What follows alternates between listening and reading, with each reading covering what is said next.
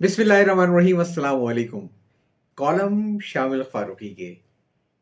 आइए आज उनका एक कॉलम सुनते हैं।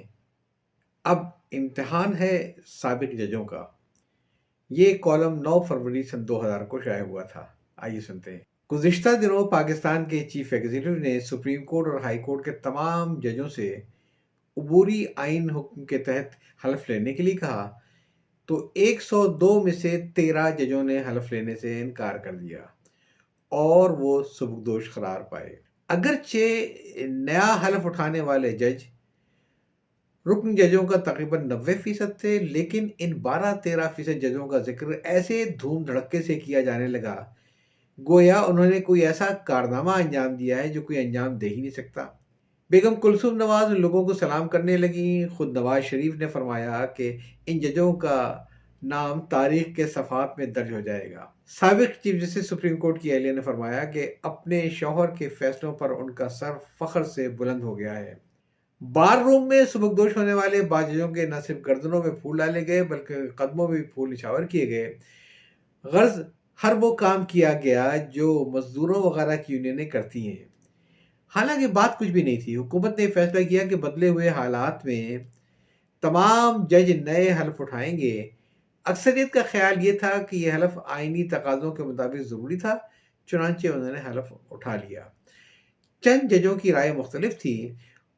अगरचे वो लोग भी 12 अक्टूबर से नए हलफ की तारीख तक बतौर जज काम कर रहे थे, उन्हें एतराज़ सिर्फ हलफ उठाने पर हुआ। यानी बाज़ लोगों की राय में गुड़ तो खाएंगे मगर गुलगुलों से परहेज करेंगे।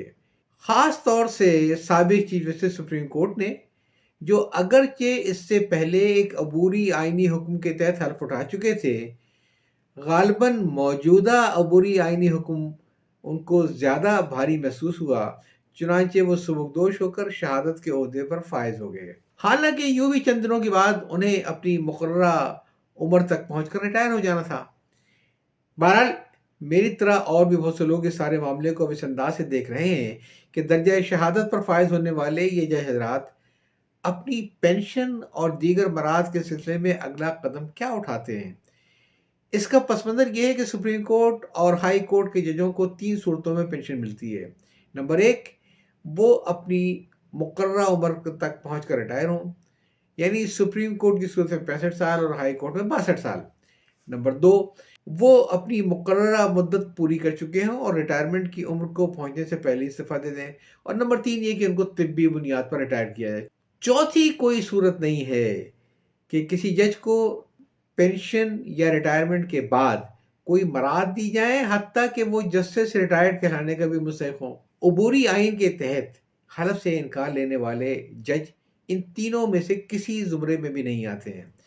दरअसल उनका मामला ये है कि हलफ से इनकार का फैसला करते वक्त ये बात उनके जहन में मुकम्मल तौर पर वाज़ेह थी कि अगले दिन से उन्हें न तनख्वाह मिलेगी न पेंशन, यानी वो बगैर पेंशन के सुबकदोश तस्वुर किए जाएंगे।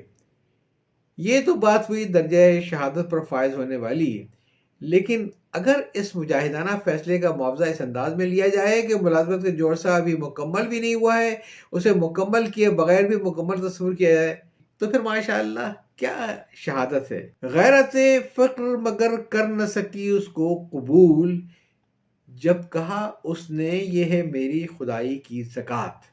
लेकिन ये तो चीफ एग्जीक्यूटिव से बात है कि जिस अरसे में काम ना करो उसका भी मुआवजा ले लो।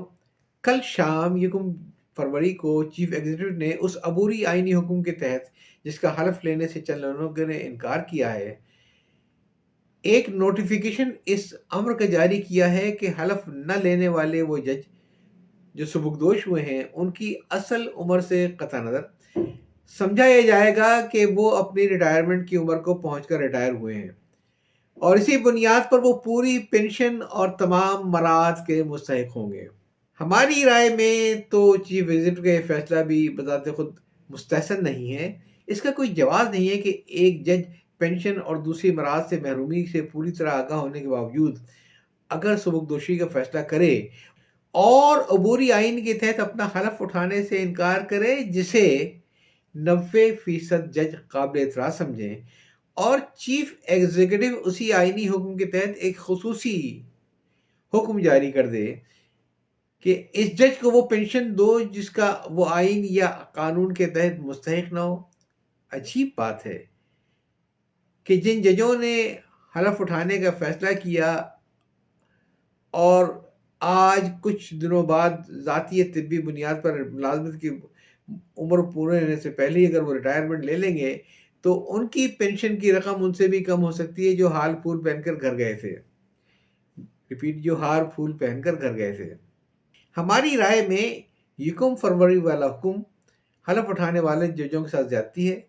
اگر یہ زیادتی اس طرح دہرائی جاتی رہی تو آئندہ آئین کے تحت کام کرنے والوں کو سوچنا یہ پڑے گا کہ کیا اس سے بہتر یہ نہیں ہے کہ وہ بھی کام کرنے سے انکار کر کے شہید قوم بن جائیں، تاریخ میں اپنا نام لکھوا لیں، گلے میں ہار ڈلوا لیں، برات لینے میں کوئی کوتاہی نہ کریں۔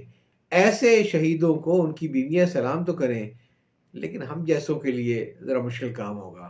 بہرحال چیف ایگزیکٹو نے اپنا کام تو کر دیا ہے، یعنی انہیں تاثر دے دیا ہے کہ انہیں حلف نہ اٹھانے والے جلسوں سے کسی قسم کا کوئی ذاتی اناد نہیں ہے۔ اب گیند سبکدوش ہونے والے ججوں کے کورٹ میں آ گئی ہے اور دیکھنا یہ ہے کہ وہ اسے کس طرح کھیلتے ہیں۔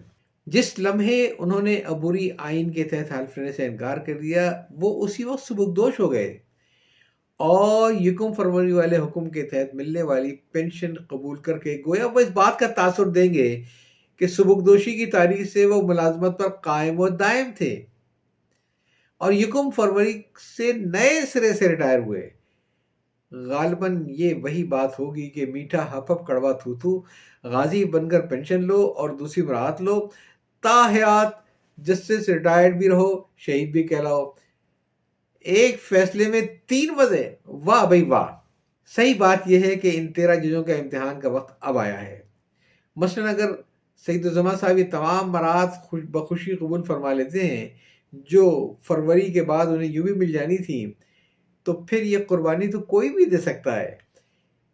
ان کے اس فیصلے کو اگر بلیک میلنگ نہ کہا جائے تو بھی اور کوئی فقرہ وضع کرنا پڑے گا، ورنہ اخلاقی بات یہ ہے کہ ان درجن پر جج حضرات نے اپنی رائے اصولی بنیاد پر ایک فیصلہ کیا، اب اسے اس سے روگردانی نہیں کرنی چاہیے، کیونکہ یکم فروری کو جاری ہونے والے حکم کو قبول کرنے کا مطلب یہ ہے کہ سبکدوش ہونے والے جج کی ساری قربانیاں وغیرہ تابع تھیں پینشن وغیرہ کے حصول سے، خواہ وہ انہیں کسی طور ملے۔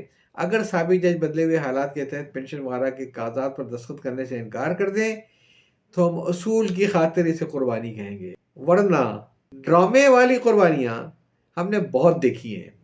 جہاں خلوص نہ ہو، اصول نہ ہو، پھر وہاں بابا یہ سب کہانیاں ہیں۔ کالم آپ سن رہے تھے، اب امتحان ہے سابق ججوں کا، جسے تحریر کیا شامل فاروقی صاحب نے، اور یہ شائع ہوا تھا 9 فروری سن 2000 کو۔ اجازت چاہتا ہوں، اللہ